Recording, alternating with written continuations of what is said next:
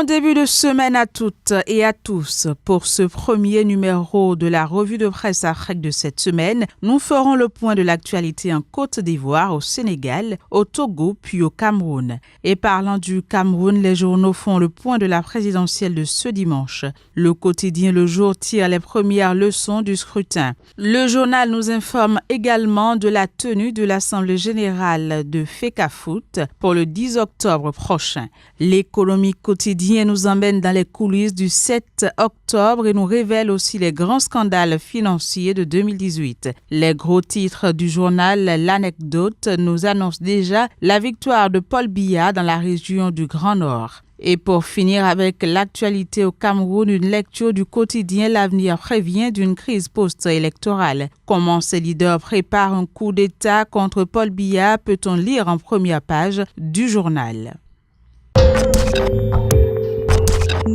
Autre escale, le Togo. Mobilisation massive lors de la marche pacifique de Togo debout, nous fait savoir le quotidien Liberté qui nous apprend que les manifestants appellent la CEDEAO à prendre ses responsabilités. On reste avec Liberté qui dénonce l'attelage pouvoir UFC à l'œuvre pour retarder la prise de service des délégués de la C14.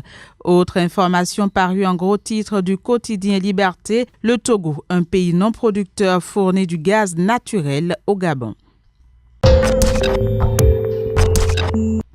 La une de l'actualité sénégalaise à présent, projet de budget 2019, stratégie de la terreur contre l'opposition, projet de loi portant restriction de l'Internet. Sud Quotidien nous fait le point sur la présidentielle 2019. Sénégal toujours, Vox Populi nous annonce le meurtre d'une militante de Sonko tuée dans sa chambre. Puis municipal et régional en Côte d'Ivoire, je suis RHDP de la tête aux pieds, lance Duncan. Depuis Grand Bassam, relaye le quotidien Fraternité Matin qui nous apprend également que le PDCI RDA lance son nouveau bureau politique ce jour. Voilà, c'est sur ces informations de la Côte d'Ivoire que se referme la revue de presse Afrique de ce 8 octobre. Merci de nous avoir suivis. À demain.